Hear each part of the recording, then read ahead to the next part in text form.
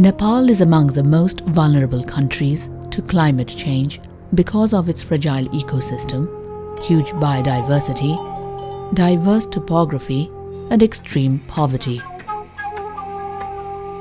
Regardless of its negligible contribution to global climate change, Nepal has to bear the brunt of the climate change hazards.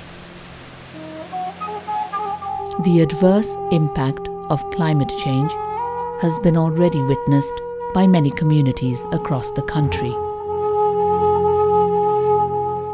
Erratic changes in temperature and rainfall are already leading to crop failure, loss of biodiversity, outbursts of diseases, a weakening of infrastructure, and growing threats of glacial lake outburst.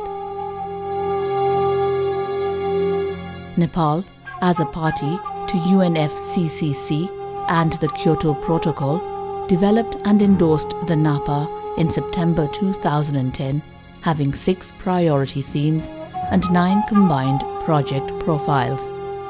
Even though the preparatory activities happened in Kathmandu and in international arena, it has been realized that more time will be needed for vulnerable communities to get real adaptation support before their coping capabilities collapse. In this context, the DFID-funded Livelihoods and Forestry Programme, LFP, a bilateral aid program, proactively started supporting vulnerable communities through participatory community-based adaptation planning, CAP, in order to identify the immediate and urgent adaptation needs and priorities. This involved working with already established multi-stakeholder bodies and groups. Community forest users groups and their village-level coordination committees have been proved successful in identifying climate-vulnerable hotspots and vulnerable communities. This has helped to focus and channel the required support. As a process, the climate change and adaptation awareness of the local communities, service providers, and local decision makers has been built through series of training workshops,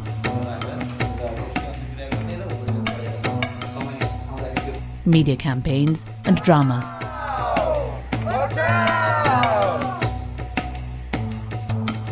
This has been done through developing community-level resource people able to support this work.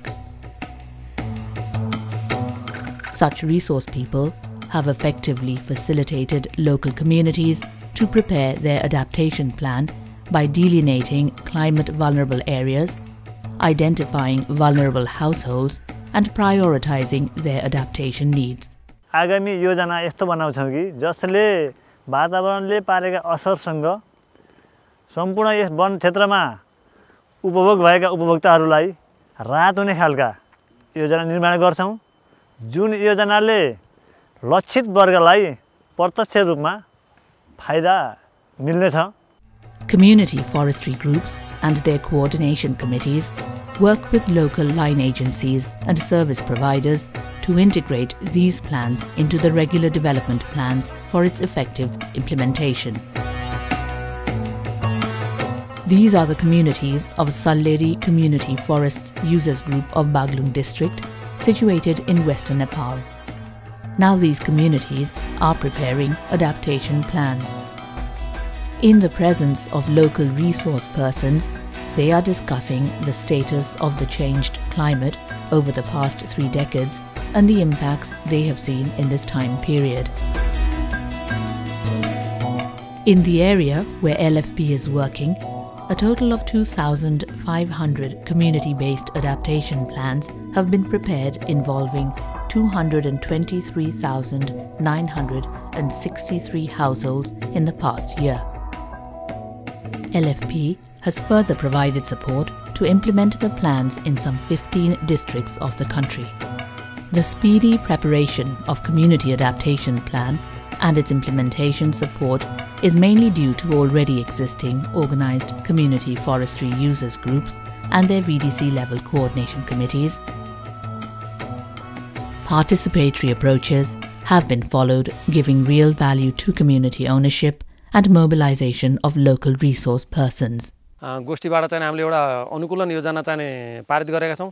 त्यो अनुसार हामीले एउटा चाहिँ भुल्के निमाविको चाहिँ घोला भन्ने जुन ठाउँ हो यसलाई चाहिँ हामीले यसैलाई तटबन्धन गरायौँ र चाहिँ दुईजना चाहिँ घरबार विहीन भएका थिए। एउटा ठगुनी चौधरी मकरहर 9 बस्ने र एउटा चाहिँ भीमबहादुर थापा भन्ने चाहिँ मकरहर 8 मा बस्नुहुन्थ्यो।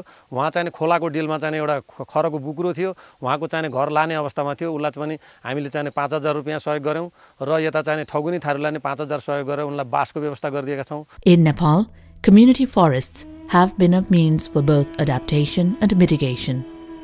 A study based on LFP areas has shown an increase of carbon dioxide absorbed by some 25% over a period of 25 years.